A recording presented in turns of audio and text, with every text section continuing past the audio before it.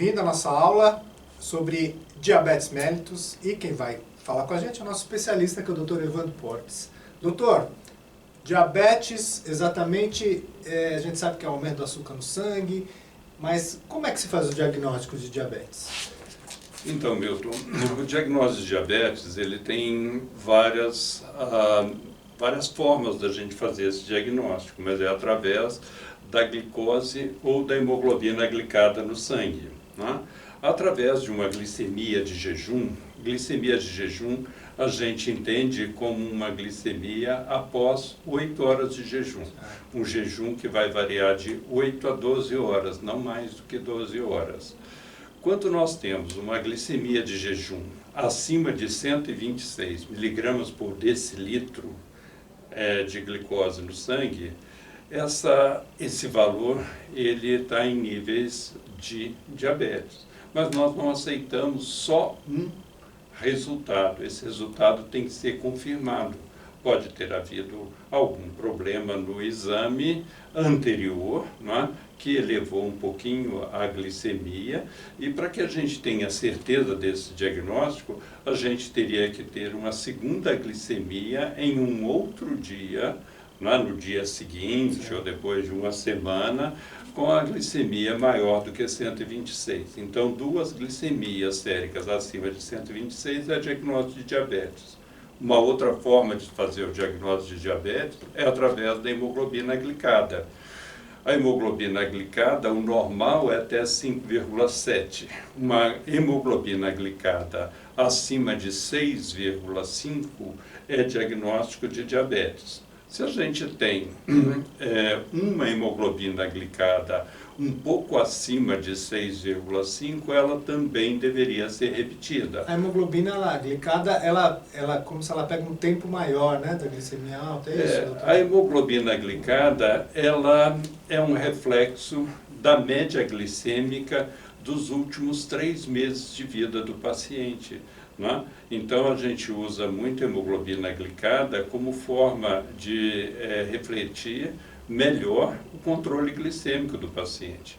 Alguns pacientes, quando vão chegando mais próximo da época do exame, acabam caprichando mais na sua alimentação, em tomar a medicação, e vêm com um resultado melhor no dia da glicemia sai melhor, mas dá para ver os últimos meses o passado glicada, dele, né? até 3 meses, que nesses 3 meses ele teve momentos bons, talvez, como está mostrando o exame atual de glicemia, mas momentos ruins também, onde a glicemia estava muito alta. Então, a hemoglobina glicada, ela serve para fazer o diagnóstico e principalmente o acompanhamento do nosso paciente diabético. E quando alguém fala que é pré-diabético, existe isso? O que a pessoa quer dizer com isso? O pré-diabético é aquele paciente que está no meio termo entre o normal e o diabetes. Então, a glicemia de jejum normal é uma glicemia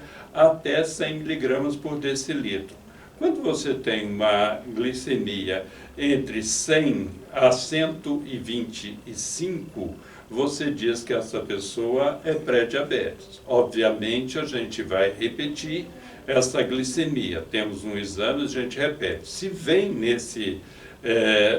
dentro dessa faixa de 100 e 125, a gente faz a hemoglobina glicada.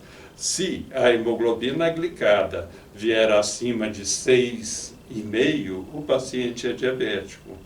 Mas se ele vier entre uma hemoglobina entre 5,7 e 6,5, também o paciente ele é considerado pré-diabético. Mas já é um alerta para que alguma coisa precisa mudar, né, doutor? É um alerta que alguma coisa precisa mudar, principalmente se esse paciente tem um histórico familiar de diabetes na família, um histórico familiar muito forte. Ele fala assim, mas a minha tá baixa, né? Meu pai, ele é diabético, mas... eu falo, mas nessa época que seu pai, na sua idade, seu pai era diabético? Não, na minha idade não, meu pai ficou diabético há uns 10 anos. Eu falei, pois é, ele teve esse mesmo caminho. Na mesma idade sua, talvez se ele tivesse feito o exame, ele teria esse alerta. Então, o pré-diabetes pode ser um alerta para o paciente que alguma coisa ele tem que fazer para mudar na vida dele. E o diabetes atualmente aumentou no mundo, né, doutor? Aumentou, né? A gente pode perceber que nós cada vez encontramos mais pacientes diabéticos. E esse trabalho aqui, que foi feito um levantamento da Federação Internacional de Diabetes em 2021, eles colocam que 10% da população mundial é portadora de diabetes, né? No Brasil, o número de diabetes gira em torno de 16 a 18 milhões, ou seja, entre 8 a 9% da nossa população.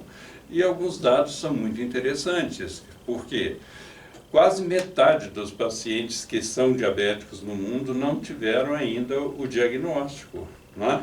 E isto é uma coisa muito ruim, porque esses pacientes eles vão ter o diagnóstico já com complicações da doença muito acentuadas. Porque em geral não tem sintoma, né? Você vai ter sintoma, mas das complicações, que isso já faz... porque já fez muito tempo já que você está com a diabetes, né? Então, o paciente ele pode ter sintoma, mas aqueles sintomas não incomodarem muito, mas enquanto isso ele pode estar tendo problemas no fundo do olho da visão dele que vão comprometer, né, e talvez até tirar a visão dele. Ele pode ter problemas no coração, que pode levá-lo a doença cardiovascular, a um infarto, né?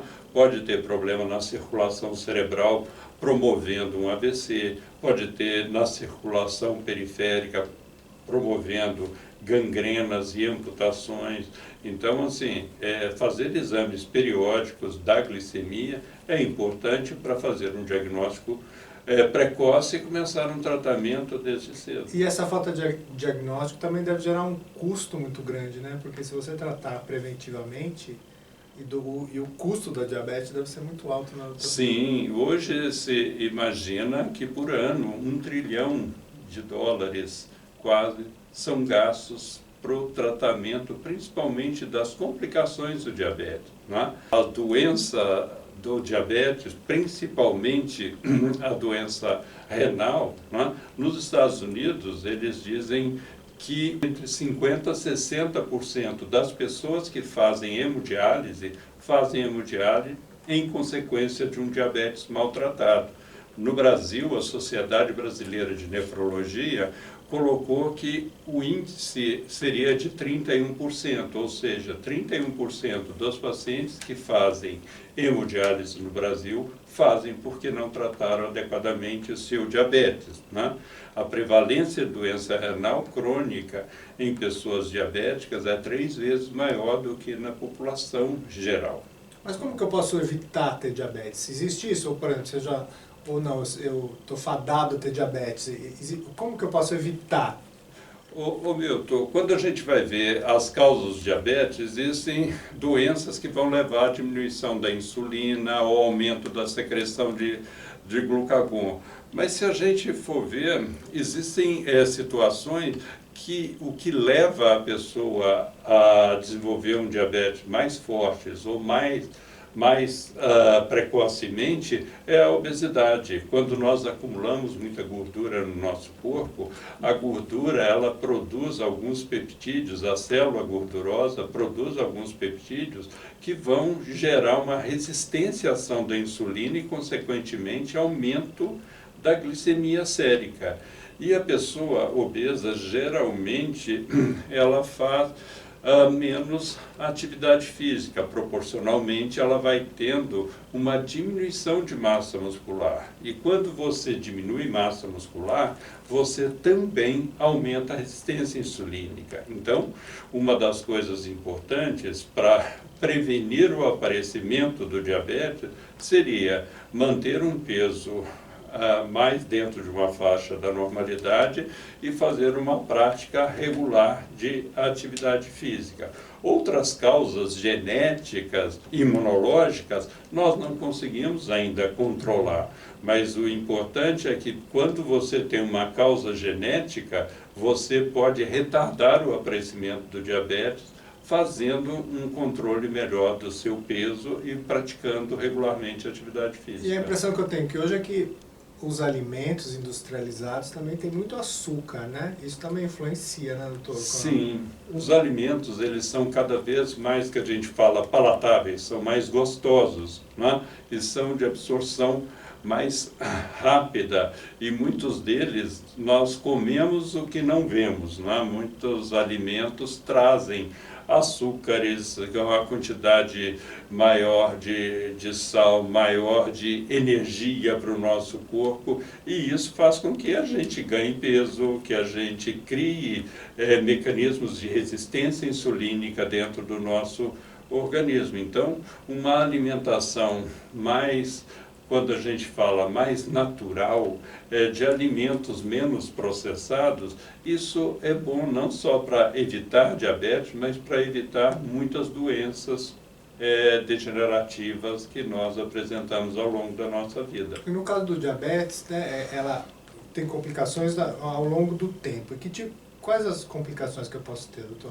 Então, as complicações que a gente colocou, nós temos aí complicações renais, né? E nós temos complicações cardiovasculares, né? Complicações a nível de coração, a nível da circulação cerebral e circulação periférica. As doenças cardiovasculares acometem pacientes diabéticos 10 vezes mais do que a população não diabética. Insuficiência cardíaca é 5 vezes mais prevalente na população diabética também. E isto leva a um aumento de mortalidade. De cada 3 pacientes diabéticos, 2 vão morrer por doença cardiocérebrovascular. E uma outra complicação que nós temos, são as complicações que a gente chama de microvasculares, que é a retinopatia diabética, que pode levar à perda da visão do diabético, a neuropatia, principalmente a neuropatia periférica, que leva a uma perda de qualidade de vida por dores muito intensas, e de difícil tratamento, e a nefropatia diabética. Então, para a gente evitar essas doenças, vários trabalhos mostram que a gente deveria manter a nossa hemoglobina glicada mais baixa, uma hemoglobina glicada menor do que 7. Nesse diapositivo, a gente percebe que quando se tem uma hemoglobina glicada menor do que 7, a chance de desenvolver essas complicações é muito pequena.